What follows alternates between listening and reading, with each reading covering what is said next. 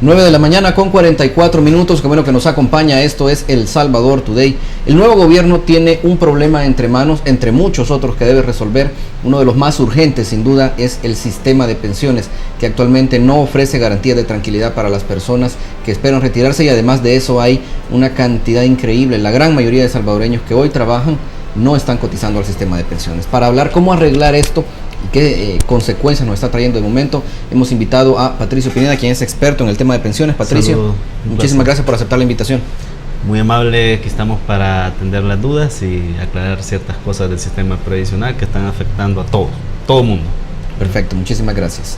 Quiero también dar el agradecimiento a los amigos que siempre nos acompañan en esta transmisión en vivo. Ellos son Política Estéreo, Noticias Menotti, Interdiario, El Salvador RX, El Calero de Metapán, El Oriental, Diario de Occidente, Sagastizado Center, Diario Digital, Montecristo y Bitácora SB. Además, quiero recordarle algunos de los principales titulares que puede encontrar en nuestro sitio de cronio.sb. Hallazgo cuerpo desmembrado de un joven localizado esta mañana de lunes en Usulután. Además, cae palabrero de la MS y líder de la clica ULS en La Unión. Asimismo, una mujer da a luz a septillizos en un caso catalogado como un precedente raro y único. Entérese de todo esto y más en cronio.sb. Patricio, le reitero el agradecimiento por estar con nosotros. Y bueno, con Patricio hemos platicado un poco antes de la entrevista, y en realidad es... yo creo que preocupante, usar la palabra preocupante se queda corto sobre el tema del sistema de pensiones. En realidad es dramático lo que está ocurriendo. Se denuncia constantemente, se ha denunciado varias veces pensiones de hambre, ¿verdad? Personas que están ganando en promedio $1,000 terminan con pensiones de $200. Yo personalmente he conocido casos que llegan al extremo de personas que están recibiendo en sus cuentas $2.50, $3.50 al mes como pensión. Eso, más que una pensión, en realidad es una burla. Ahora, esto no es nada fácil de arreglar. Si podemos, bueno, y eso sin contarnos también a las personas que no están cotizando, que trabajan, pero que no están cotizando. Eso tampoco es justicia. Yo creo que el sistema de pensiones es como muy complicado, ¿no? Es una especie de las finanzas suelen serlo así, especialmente para los que no estudiamos directamente finanzas. Pero primero, por favor, Patricio, háganos un diagnóstico resumido, ¿no? ¿Dónde radica el problema? Si es que se puede poner puntualmente entre todos los aspectos, ¿dónde radica el problema en nuestro sistema de pensiones? Bueno, quizás un poco de historia para entender un poco la realidad del sistema previsional salvadoreño. Esto inició ya por el año 1930 con la Ley de Pensiones y Jubilaciones Civiles del Ministerio de Hacienda, que dicho sea de paso, empezamos alrededor de casi 100 años con retraso en el sistema previsional, tomando en cuenta que nos independizamos en 1821, ¿verdad? Entonces el tema de pensiones ya en Alemania se tocaba desde el año 1833 con el canciller de hierro, conocido como Otto von Bismarck. Solo que Otto von Bismarck lo hizo como una especie de contrarrespuesta al socialismo que empezaba a emerger en las teorías de Carlitos, ¿verdad? Sí. Entonces, para evitar que el socialismo llegase en pleno poder, como lo hizo en su momento en Rusia, a la Alemania de aquel entonces, Otto von Bismarck dijo que con un poco de socialismo lo contrarrestábamos. Entonces así es como empiezan a surgir, digamos, leyes de protección para las contingencias laborales durante la vida laboral. Y no fue hasta el año 1931 en que William Henry Beveridge, un intelectual inglés, ya establece más el aspecto universal de la protección social. Entonces él habla de un sistema previsional que esté basado en la administración pública con alcance universal. Cuando digo alcance universal es que, a diferencia de Otto von Bismarck, el sistema de pensiones no esté diseñado únicamente para el formalismo, como lo dice y lo vive defendiendo Asafondos, que los sistemas de pensiones son hechos para formales, es decir, las personas que tienen trabajo constante con dependencia laboral. Técnicamente podemos decir que sí, ¿verdad? Porque el mismo Beveridge dice de que por justicia quien quiera tener un sostén en la vejez tuvo que haber contribuido antes, ¿verdad? Sin embargo, las realidades de nuestras sociedades son bien complejas y no todos tienen acceso, ¿verdad?, a un trabajo formal, a una dependencia laboral, por cualquier razón. Entonces, en 1930 aparece una ley que regula pensiones curiosamente no contributivas y que estaban a cargo del Ministerio de Hacienda. La mayoría de los que fueron beneficiados con este programa eran personeros de la diplomacia, políticos, ¿verdad?, funcionarios públicos, entre otras cosas. Y yo siempre que hablo de esto saco a colación la anécdota. Yo trabajo en el INPEP desde hace más de 10 años. Sí. Entonces, cuando a mí me bautizaron, dejando más llegar, allá por el año 2009 hubo un proyecto de revisión de estas pensiones, porque estas pensiones fueron trasladadas en el 90 al INPEP sin transferencia de fondos para pagarlo. Entonces, perdón, cuando dice estas pensiones, ¿se refiere a cuáles? Las del 1930. Ah, ok. Ya. Luego en el año 56 se crea un programa aparte que se convierte en ley de Seguro Social, que en ese momento, nace el Seguro Social, y es hasta 1969 que se crea el programa aparte del programa de salud, ¿verdad? Todos sabemos y conocemos al Seguro Social porque nos atienden, ¿verdad?, bien o mal, ¿verdad?, la mayoría mal, ¿verdad?, de nuestras enfermedades y cosas así. Ese es un programa de salud, siempre dentro del esquema de seguridad social. Sin embargo, en el 69 se crea la ley del Seguro Social y surge ahí la unidad de pensiones del Seguro Social. Esta iba a cubrir nada más las contingencias de riesgos profesionales y todo lo demás para los privados, ¿ya? Sí. Y hasta 1976 surge la ley del Instituto Nacional de Pensiones de los Empleados Públicos, que es donde yo trabajo, con el régimen de empleados públicos, cubiertos en sus contingencias previsionales a los empleados públicos, y en el 78 surge el régimen docente, que lo ampara también el INPEP. Bien, hasta ahí todo está bien, porque es bajo un esquema de sistema de reparto. El detalle es que, acordémonos que luego la guerra termina en la década de los 90, ¿verdad? Sí, y 92. Ahí unos años antes, surge un famoso consenso de Washington que lo que hace es asegurar que reducir el tamaño del Estado, las privatizaciones. Exacto, que lo que hace es asegurar el cobro de lo que yo le di como ayuda a Estados Unidos, ¿verdad?, a los países que yo aporté dinero para que combatieran el comunismo que cayó con el muro de Berlín en el 90. Entonces tengo que buscar un mecanismo de cobro. Entonces es como surgen los programas de ajuste estructural del Fondo Monetario Internacional y toda la oleada de privatizaciones, de tal forma que casi 20 años después que surge el INPEP, se crea y se aprueba una ley que desde su inicio es completamente inconstitucional. ¿Y por qué es inconstitucional? Simple y sencillamente porque la Constitución de la República dice que para reformas de esta índole eminentemente estructural se necesita la mayoría calificada de los diputados legítimamente elegidos por el pueblo salvadoreño. Cuando decimos mayoría, de 2 tercios habla la 2 tercios, sí, es la mayoría calificada, más de 56 diputados. Sin embargo, esta ley se aprobó el 20 de diciembre, la ley del sistema de ahorro para pensiones que le da vida a las AFP, el 20 de diciembre, con 43 diputados, o sea, es una mayoría simple. Cualquiera puede decir, bueno, si es inconstitucional, ¿qué ha hecho la sala de lo constitucional, que se caracteriza, ¿verdad?, no, inconstitucional esto, inconstitucional lo otro, inconstitucional aquí?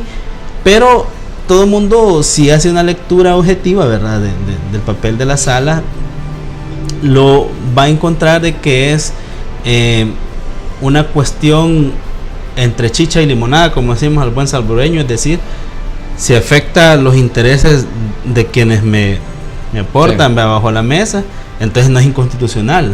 Pero si afecta los intereses de quienes sí me aportan bajo la mesa, o sea, los maletincitos negros, entonces sí es inconstitucional. Por eso es que hasta este momento vivimos con esa maldición de tener un sistema a todas luces completamente inhumano. Y yo siempre he dicho, y soy enfático en esto, señores, el problema no es la privatización, no.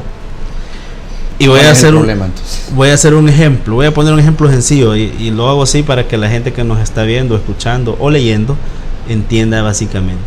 Si usted va donde el médico, al Seguro Social, y supuestamente el Seguro Social en este escenario que voy a plantear está privatizado, ¿sí?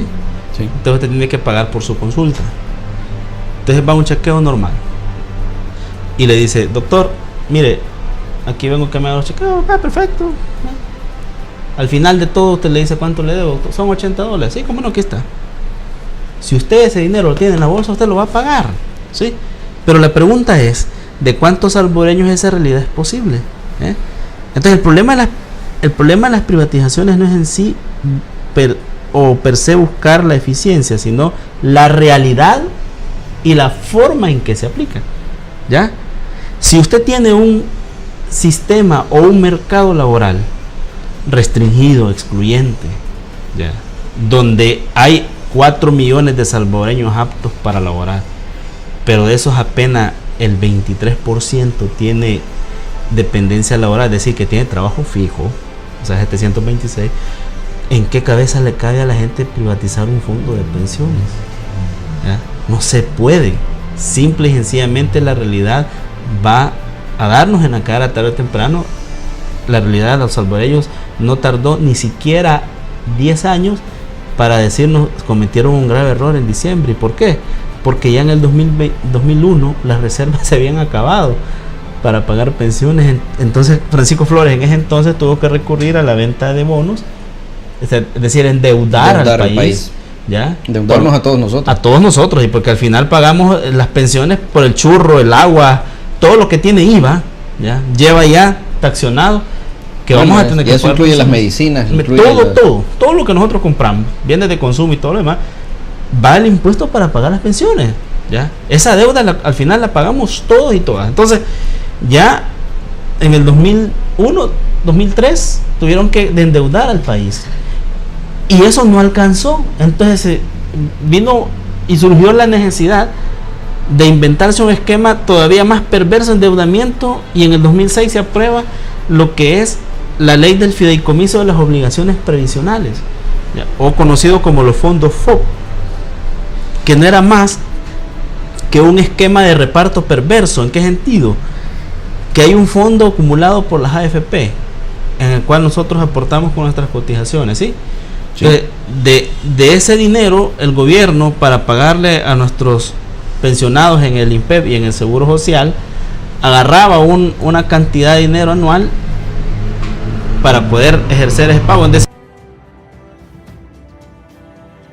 Pagábamos las pensiones en el Seguro Social. Eso es esquema de reparto, solo que es perverso. ¿Por qué? Porque se hace a través de deuda, pero esta deuda es todavía más onerosa. Porque cuando estamos hablando de un sistema de pensiones, no estamos hablando de 5 centavos. Estamos hablando no menos de 500, 600, 700 millones anuales que necesita para pagarle a casi 200,000 personas que ya no pueden seguir trabajando, porque su edad no se los permite y porque con justa razón se han ganado un periodo en el que supuestamente deben estar jubilados, ¿no? Y recibir un pago mensual. Entonces, en el 2006 se crea eso, y durante casi 20 años estuvo esa deuda que hasta estos momentos va a seguir siendo cobrable, solo que con una ampliación o una permuta de más de 50 años. Pero déjenme decirles que tiene comprometido ya casi el 100% del PIB que nosotros producimos anualmente. Cuando digo PIB, estoy hablando del dinero que en este país se produce, que son alrededor de 27,000, 28,000 millones al año. Y ya todo estaría embargado. Prácticamente, porque el gobierno le debe 23,600 millones a las AFP. Quiero pedirle que me acompañe, por favor, Patricio, nada más a un breve corte comercial. Me interesa destacar algunos aspectos de la propuesta que se ha llevado a la Asamblea Legislativa para reformar precisamente la pensión. Y muy particularmente creo que hay de destacar el papel de las AFPs, cuánto han ganado y cuánto se propone en realidad que deberían ganar y cómo. Por favor, acompáñenos, y también usted, amigo y amiga internauta. Enseguida volvemos. Esto es El Salvador Today.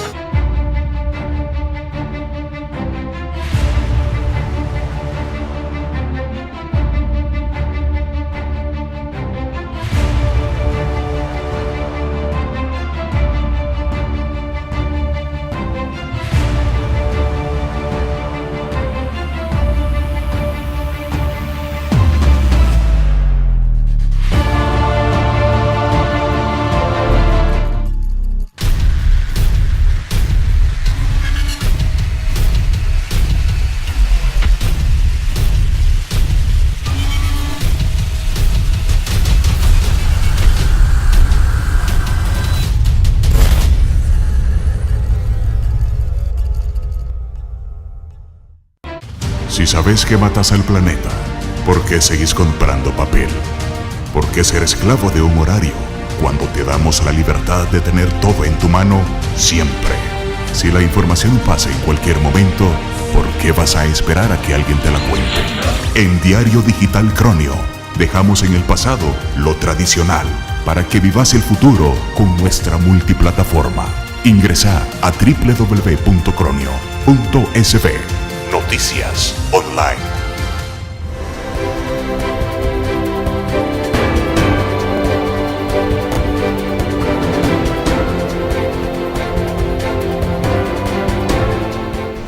Continuamos, esto es El Salvador Today. Estamos discutiendo hoy con Patricio Pineda, experto en pensiones, exactamente cuánto me va a quedar a mí de pensiones, qué voy a tener, si es que voy a tener pensión, ¿verdad? ¿Quién se estaría en realidad quedando con mi dinero y qué hay que hacer para cambiar? Esos son los temas que queremos tratar hoy, Patricio. Hay algo que yo quiero destacar también, y es, cuando yo voy al banco, como la mayoría de adultos en este país no tenemos crédito, ¿verdad? Tenemos deudas.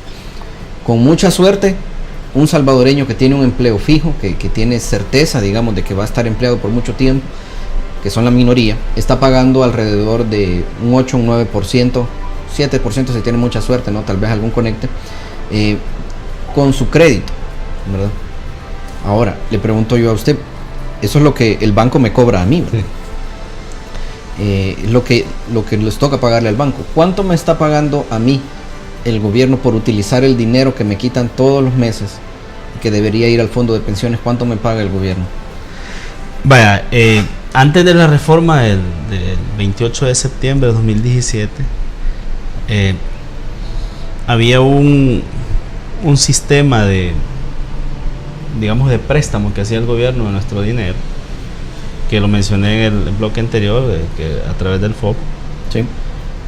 Al inicio del sistema, ya por el año 2001 al 2007, antes de la crisis mundial, las tasas eran bastante altas, 5, 6, 7%, pero como era una tasa LIBOR, ¿verdad? Con la crisis se desplomó a tal nivel que incluso se pagaban tasas de rentabilidad inferiores al 1% anual. Pero hasta este momento, aunque supuestamente ya la LIBOR ha empezado a crecer, pero en El Salvador resulta de que nominalmente nos ponen un 4.75% y antes de la reforma no subía del 3, más o menos, por ahí asciende a 2.95, 2.75, así. Entonces eso ha venido siendo repetitivo.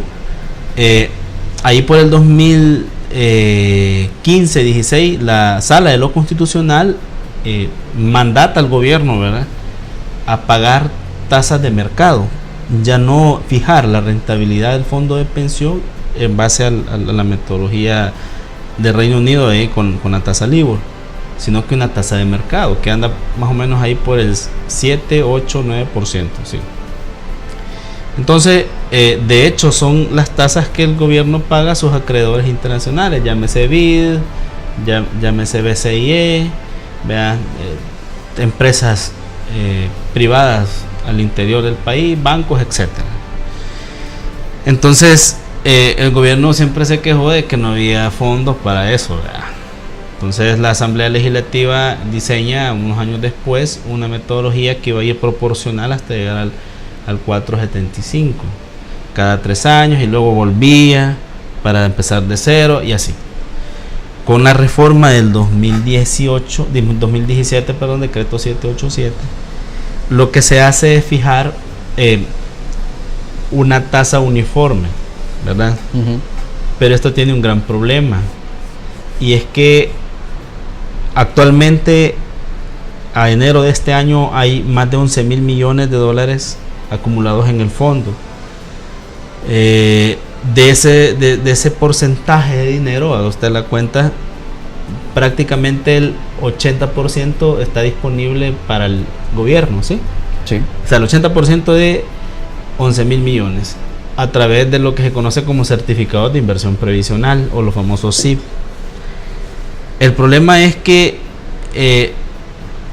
no podemos decir hasta este momento, ¿verdad?, por la crisis que el gobierno siempre ha perpetuado, que la tasa de rentabilidad en favor nuestra de los trabajadores y trabajadoras tienda a crecer en el tiempo, salvo que se hagan ciertas modificaciones operativas. ¿Por qué? Porque no está pasando del 4.75. De eso no está pasando la rentabilidad anual para cada trabajador y trabajadora. A ver, entonces estamos ganando 4.75 nosotros. ¿Cuánto ganan las AFPs? Las AFPs, por tener ahí nuestro dinero, digamos. Las AFPs tienen una rentabilidad operativa del 70%, según la Fitch Enrich, una calificadora muy reconocida a nivel mundial que le califica riesgos en Wall Street y todo lo demás. 70%. Sí, así dicen ellos. Pueden ir a la página web y solo ponen AFP crecer, AFP confía y ya les va a salir. 70% es la rentabilidad. O sea, ni todo el sistema financiero junto, cooperativas, cajas de ahorro, bancos públicos y privados, llegan al 49% y solo dos AFP el 70%. Pero esto se explica por la siguiente manera: las AFP cobran una comisión por administrar nuestro dinero, que eso técnicamente en la jerga jurídica significa apropiación de fondos. ¿Por qué? Porque sin mojarse, están ganando alrededor de $20 por cada 100 que depositamos, más o menos, por ahí decía, sin mojarse. Entonces, las AFP con esta comisión fija sobre el pasivo de nuestro dinero ganan, digamos, alrededor, según el último informe, andaba un poquito arriba de los 20 millones el año pasado. Y esto que les ha bajado porque se han bajado 0.20 la comisión, y van a llegar a 1.90 hasta diciembre del otro año. Es decir, se la va a bajar más todavía, pero a 1.90. Pero el hecho mismo de que durante 20 años, sin hacer el más mínimo esfuerzo, han cobrado fijo de nuestro dinero 2.20 y hoy 2%, eso les ha significado una gran cantidad de ingresos, ¿verdad?, que anda arriba de los 1.000 millones solo en comisión. Es cierto que se nos han, digamos, retirado algunos derechos también como cotizantes, porque tengo una pregunta que nos hace llegar René Amaya. Dice: ¿qué tan cierto es que se podría retirar algún porcentaje de las personas antes de jubilarse? Sí se puede, pero usted tiene que ir, René, al decreto 787 en el transitorio 2 o 3, si no estoy mal, donde habla del anticipo de saldo. Allí no es para todas las edades, ¿verdad? Si usted, René, no supera los 30 años, tiene que esperarse hasta el 2024 para aplicar, ¿verdad?, a ese 25%. Platicando con el ingeniero René Novelino, dice él, ¿verdad?, que se han hecho nada más 9.000 anticipos. Aquí lo tengo. 9.000 anticipos, él me pasó ese dato. Y entraron un número superior de solicitudes. Lo que me quiso decir él es que realmente muy poca gente está haciendo su anticipo. Pero yo le quiero decir algo también extra, René. Y es que si usted hace ese anticipo, de entrada va a trabajar más tiempo, ¿verdad? ¿Por qué? Porque la ley dice ahí en el decreto de que hay dos formas de pagarse su propio dinero. Es un autopréstamo. Eso técnicamente, no sé, algún jurista o experto financiero me puede explicar más esto, porque yo no le hallo sentido. Si supuestamente es mi dinero, ¿verdad?, ¿cómo me voy a hacer un autopréstamo? ¿Y cómo me lo tengo que autopagar? ¿Y cómo tengo que aportar todavía intereses? O sea, ¿y quién se queda con esos intereses? En teoría, los intereses por la rentabilidad de percibir en el tiempo que yo gozo va a mi cuenta individual. Pero si nosotros hacemos una lectura más objetiva, ok, trabajamos más tiempo supuestamente para reponer eso, ¿sí? Sí. Pero esos intereses deberían, en teoría, ¿verdad?, después de 5 años extra que yo trabajo, aumentarme la pensión. Pero el mismo ingeniero René Novelino dice de que van a haber varias décadas que las pensiones van a ser bien bajas. Entonces, ¿para dónde va? La pregunta, ¿verdad? Esa es la gran pregunta que hay que respondernos. Entonces aquí... A ver, pero si usted me está diciendo, y esto es parte de lo que yo creo que es molesto para todos, ¿no? Si las AFP están recibiendo por cada $1 que gastan ellas, 1.70 de regreso, ¿Qué es necesario? O sea, ¿dónde está la falla? ¿Por qué los salvadoreños tenemos que aguantarnos? La gente, los que están en vejez sobreviviendo.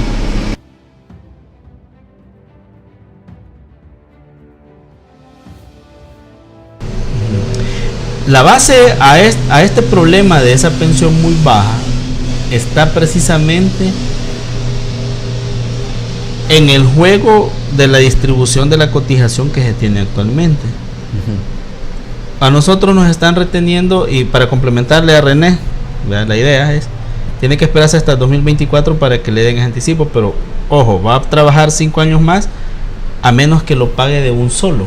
Supongamos que él tenga $50,000 ya a enero del 2024, que es cuando él va a aplicar, porque no creo que sea una persona arriba de 56 años. Sí, no, esos datos sí no. Entonces, a menos que él nos lo diga, ¿verdad? Porque hasta el 2024 cualquier edad de los que estemos cotizando va a retirar. Bien, si tiene $50,000, saca el 25%, entonces lo tiene que pagar de un solo, ¿verdad? Si no quiere seguir los 5 años. Pero ojo, también un consejo a los salvadoreños y las salvadoreñas para terminar esta idea: no se atreva a sacar ese anticipo a menos que usted ya tenga destinado dónde lo va a invertir para reproducirlo. Si lo va a usar para pagar deudas, está cometiendo el error de su vida, ¿ya? ¿Por qué?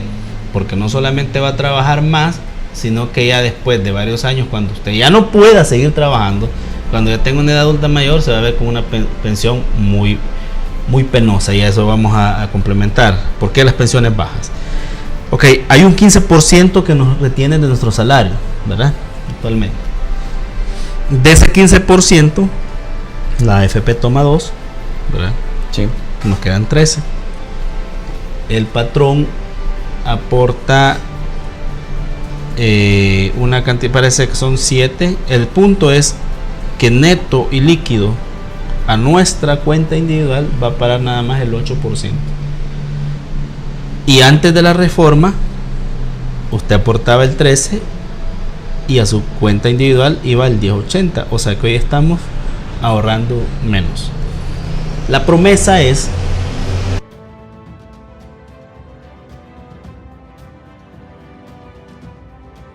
a retribuir cuando ya tengamos 85 años los hombres y 80 años las mujeres. Bueno, esperemos llegar a esa edad. Sanitos, en pleno conocimiento. Hay una parte de la propuesta que entiendo ha presentado la iniciativa ciudadana para las pensiones, que establece un margen de ganancia del 0.25% para las AFP, pero ese es con respecto a la rentabilidad que tuviera, es decir, qué tanto dinero estoy ganando, de eso va a depender qué tanto gane también la AFP. Sí. ¿Qué tan viable es eso? Porque yo he tenido aquí otras personas también hablando de este tema, y ellos aseguran que para que eso sea posible, para poder amarrar las ganancias de las AFP con mis ganancias, tengo que darle libertad a las AFP de invertir donde ellos quieran. Vaya, no es Iniciativa Ciudadana por las Pensiones, sino que es Mesa de Trabajo por una Pensión Digna. La ICP ya hizo su parte, ¿verdad? Sí, con este decreto. Hoy va un movimiento más de personas no solo indignadas, sino que consecuentes, ¿verdad?, con la realidad. Vaya, aquí estamos en un libre mercado, ¿sí? Le voy a pedir, perdón, Patricio, me están pidiendo que hagamos un corte. Por favor, me explica eso cuando volvamos, para poder tenerlo con suficiente tiempo y poder entenderlo bien todo. Perfecto. Acompáñenos, por favor, amigos y amigas internautas. Enseguida volvemos. Esto es El Salvador Today.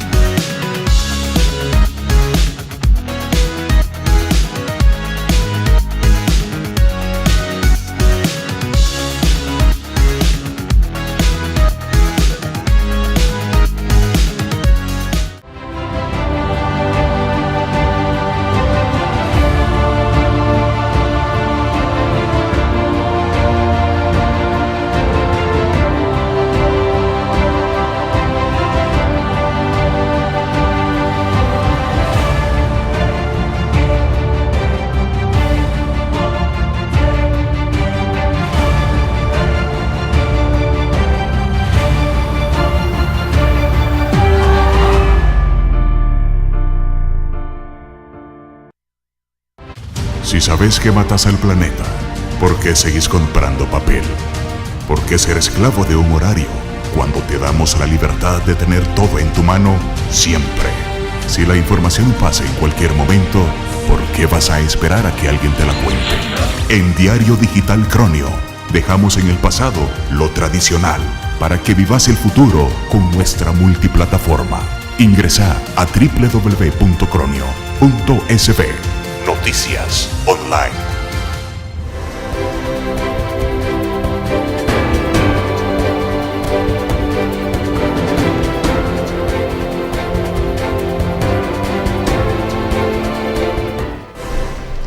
Continuamos en El Salvador. Todavía estamos discutiendo el problema de las pensiones que nos afecta sin duda a todos los salvadoreños.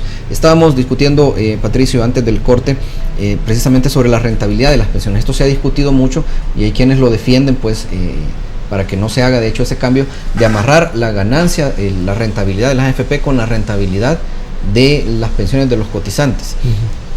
Como le digo, algunas personas señalan que para hacer eso es necesario dejar en libertad a las AFPs de dónde van a invertir exactamente nuestro dinero. Claro que eso implica, y eso hay que entenderlo bien, implica un mayor riesgo. Explíquenos por favor, primero es así, yo tengo ciertas reservas al caso, pero usted explíquenos por favor, ¿es así? ¿En realidad es necesario hacer eso, esos dos cambios juntos? No es necesario tanto eso. Voy a explicarlo en dos partes. La primera, lo que pasa es que tenemos que hacer una especie de justicia, ¿verdad? Siempre bajo el marco del libre mercado, ¿verdad? Y exigirle a las AFP que hoy sí se ganen la comisión en base a lo que me garanticen a mí, ¿ya? Entonces tienen que hacer varias cosas. La primera de ellas de la comisión, y eso está en el artículo 16 de la ley del sistema de ahorro para pensiones.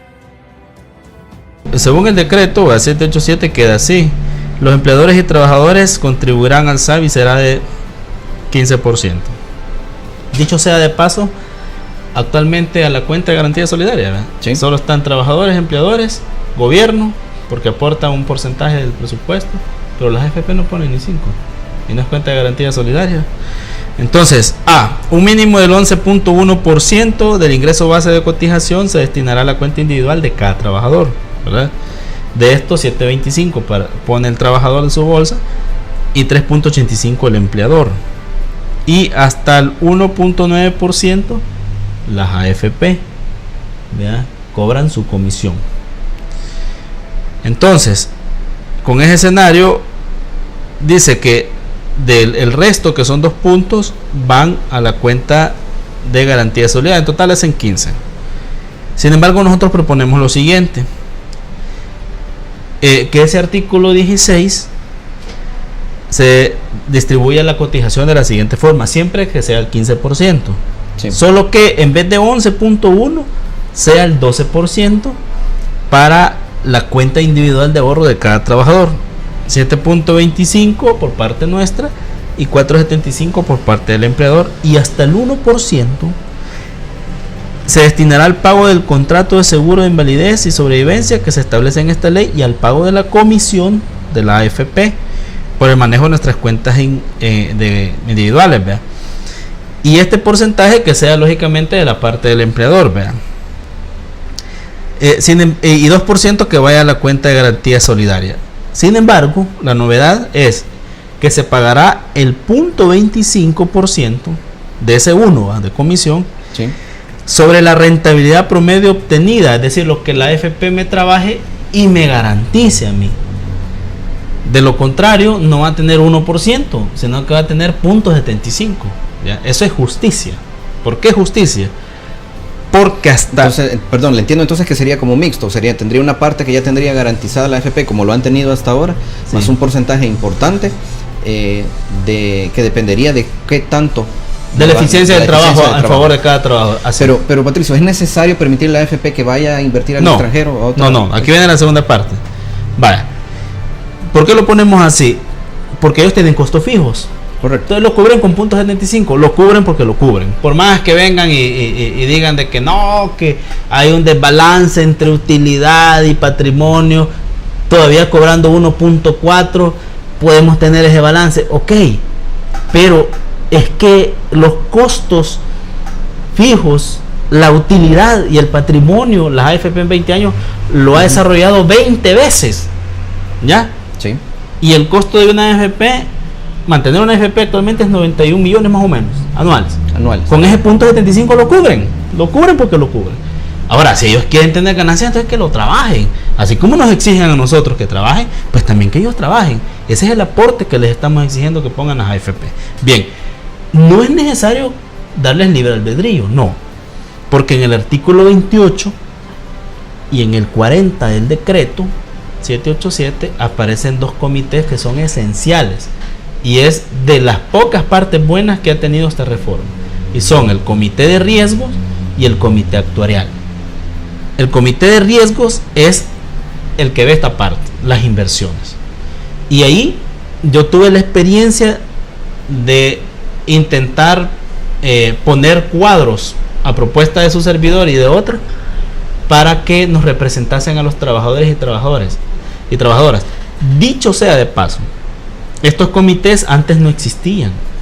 Había nada más unas comisiones que solo eran formadas gobierno y AFP, gobierno y AFP. Sí. O sea, sí, ahí sí tenían libre albedrío de hacer lo que se les antojara. Hoy no. Hoy hay una participación más amplia porque son gobiernos, AFP, trabajadores y trabajadoras, empleadores. ¿Ya?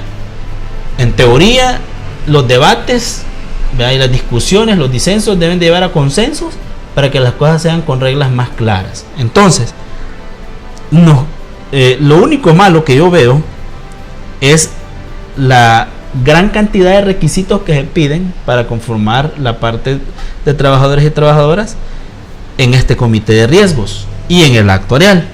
¿Por qué? Porque piden hasta la venia y la bendita. Además, irrumpen un principio constitucional que es el de inclusión democrática, en el sentido de que ahí literalmente dice en el artículo 40 del decreto que está prohibido que estos comités lo integren gente sindicalizada. ¿Ya? Eso es ilegal. ¿Por qué? Porque los representantes legítimos, y no lo digo yo, lo dice la Organización Internacional del Trabajo, de los intereses de los trabajadores y trabajadoras son los sindicatos. ¿Ya? Entonces, si no hay sindicalistas ahí, hay un problema. No obstante, aquí, como dice Chespirito, pasó una chiripiolca, o como decimos los pensameños, se dio una chiripa que yo la veo como una gran oportunidad. ¿Por qué?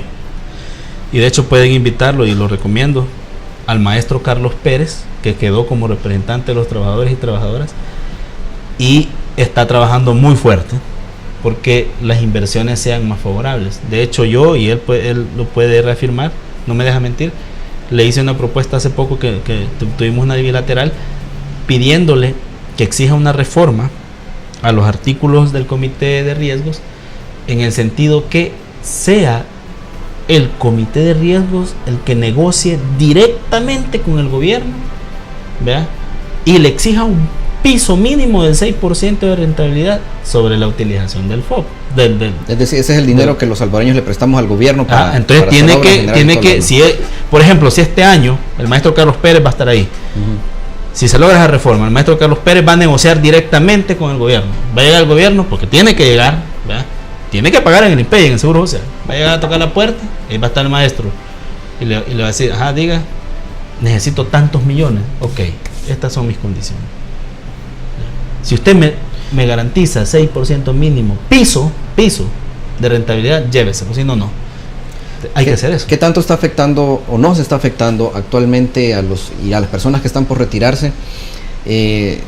Los casos que se han denunciado de pensiones exorbitantes, estamos hablando de pensiones de $5,000, algunas que se guardaron, digamos, para personas que tal vez estaban en el gobierno o incluso dentro de la Fuerza Armada en aquella época en que se hicieron los grandes cambios al sistema. Eso entiendo yo que imponen una gran carga, ¿verdad? De dinero que sale del fondo, dinero que al final lo estamos pagando todos. Eso también tiene que ver ese trato desigual, digamos, porque están los llamados, el decreto 100 llaman los optados A, creo, los optados B, según me comentaba usted. Esas disparidades, ¿cómo afectan el sistema y la capacidad que tiene las AFP de darle una pensión digna a los que están por jubilarse?